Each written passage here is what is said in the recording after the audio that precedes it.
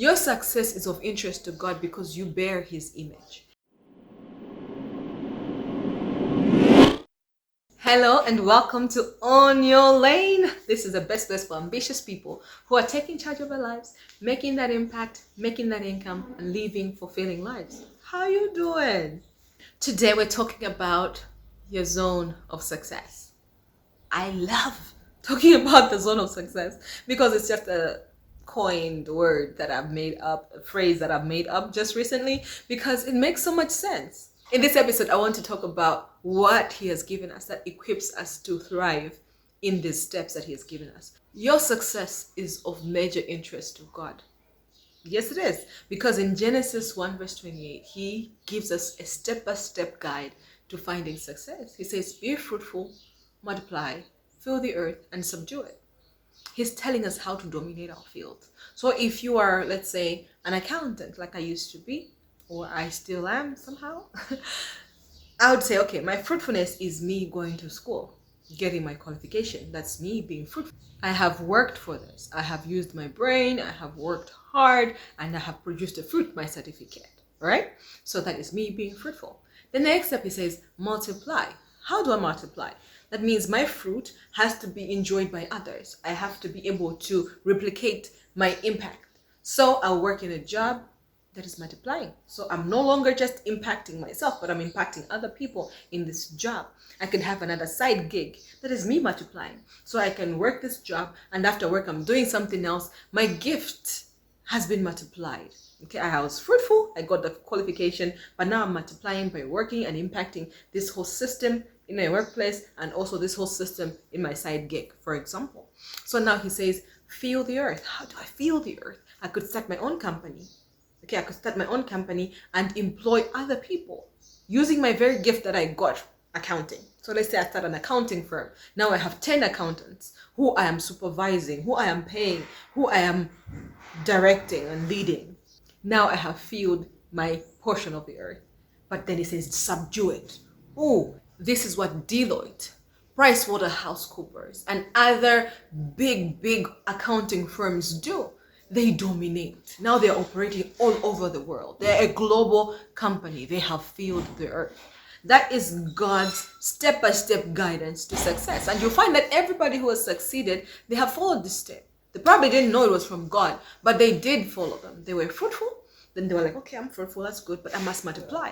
I'm multiplying, it's a lot of work. I'm selling my time for money. You know, when you're doing a job, after you knock off, you don't get anything else. You're doing a side gig after you knock off, or if you sleep and don't go to work for a year, you have nothing. Okay, that is multiplying. But it says, feel the earth. Then you start thinking, how can I systemize my gift? And then subdue it. Then now the system is what you're spreading. And that's how people like Bill Gates, Jeff Bezos, and all other successful people are able to succeed because they multiply, they fill the earth, and they subdue it. They develop a system that they can use to deploy. Now it makes me wonder, then what can I fill the earth with? What have I been given to fill the earth? God always gives you the starter pack. So He has given each one of us the starter pack that we need to start multiplying, to start filling the earth, to subdue it. All right, so this is where your zone of success is. Your success is of interest to God because you bear His image. It's like a phone, okay? It's my Samsung. It has a sign on the back that says Samsung. The success of this phone matters to Samsung. And that's why around the world you find that when my phone has an issue, they say, bring it back, we'll fix it for you. They'll give me a guarantee, a warranty. And they'll say, okay, we'll do everything possible so that we can protect our name. They won't do that for every phone. You could have a phone that has a different sign, a different image on it. So it could be iTel, it could be iPhone. If you take it to Samsung, they won't care. It doesn't bear the name. So that's the same interest God has with us. We bear His name. He says, let us make these humans in our image. And so we bear His name. We reflect on Him. And especially when you're born again, you have accepted Jesus and you have reconciled yourself to God, you bear His name. He says you are a city on a hill. You are a lamp in darkness. Why does He say that? Because you're supposed to shine. He wants to use you as His contact point to be able to pour blessing into others. That's what He kept saying in the Bible to the Israelites, that you are my chosen people. You are my special possession. He wanted them to reflect a God that was different from all other gods that were being worshipped around the world. He wanted them to display the relationship he was offering to those people who would set themselves aside for him. And that's why your success is important, because God wants to display his glory, his goodness, his faithfulness, his excellence in you. And so he has given us this step-by-step process. Be fruitful, multiply, fill the earth, and subdue it. And he has given us the equipment, the capability, the gifting we need to be able to do this success process very well. And that's the zone of success. The zone of success is the place where your equipment, God's will, your capability, your joy even, all of them come together to give you this place to operate in. You start operating in these levels where you're going to be fruitful, you're going to multiply because you love what you're doing. You're like, oh my goodness, I'm good at this. As I operate in it, I'm getting better. As I operate in it, I'm understanding it more. I have joy in this. I'm impacting the world in this. Let me systemize this. And then you start feeling the earth. You have your zone of success. It's different from mine because God has made me to make a different impact in a different space. You have your own space, and you're being equipped to make impact in that space. So my zone of success is different from your zone of success. Unfortunately, when we come into this life, we see who are these people who are successful. Oh, they're successful in IT. Oh, they're successful in medicine. Oh, they're successful in law. Oh, they're successful as teachers. And then we say, okay, everybody, if you want to be successful, be in medicine, IT, law, be in education. That's not true. We have been gifted to impact different areas. And it doesn't mean that just because I'm successful in the digital media space, that means you should be operating in the same. No, we have been equipped differently. And therefore, most people find themselves operating outside their zone of genius because they're chasing the proven paths to success. When in actual sense, you should just be discovering the path that God has already put within you. Because when God says be fruitful, he's not saying, okay, I have put some seed somewhere in the earth, go find it and use that to be fruitful. No, the fruitfulness of any object that God created, including me and you, is already within us. So when he demands fruitfulness from a mango seed, he's not going to demand anything external to the mango seed. When he demands fruitfulness from me, he doesn't demand anything external from me and from you too. You get it? I love Romans 12 verse 6. It says it so beautifully well, where it says that God has graced us differently to do specific things well. So it mentions different gifts. The gift to prophesy, to teach, to show hospitality. It shows different gifts. And it says God has given us different grace to do different things well. Because he just doesn't want us all to be teachers.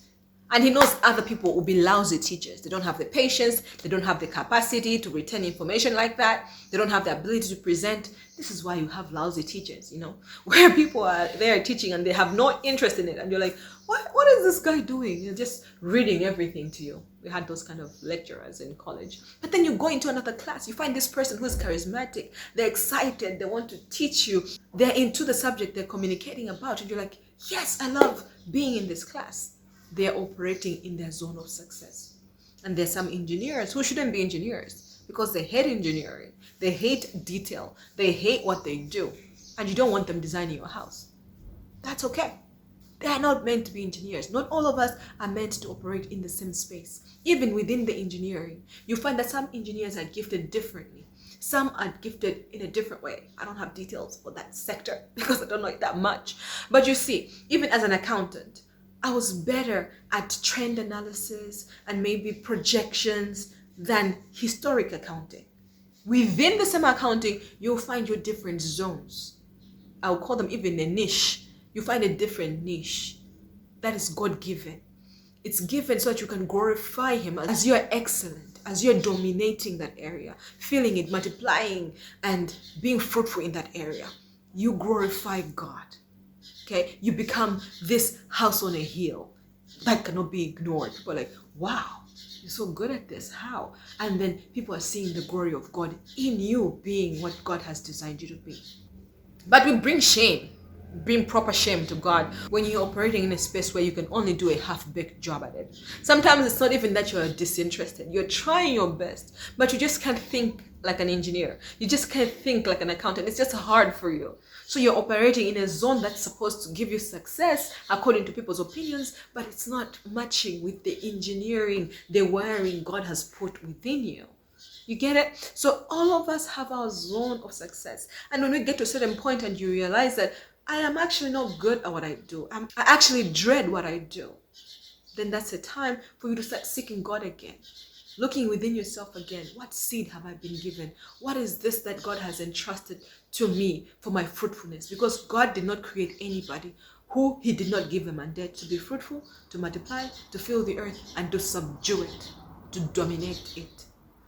So you must operate in your zone of genius, because when you're operating in it, not only is your wiring perfectly suited for that area, but God's grace is there too.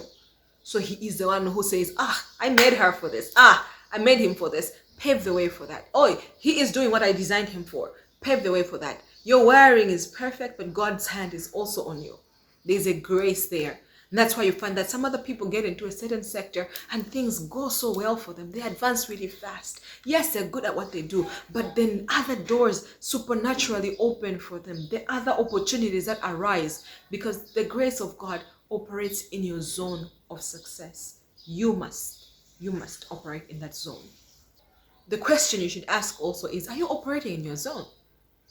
Your experience and your training may contradict it. Usually they do. So my zone of genius was not accounting. Definitely not. Because I try.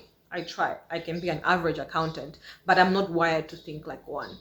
The things that accountants thrive on, the analysis and everything, I am not wired to operate in that zone. So at my best, I would be an average accountant.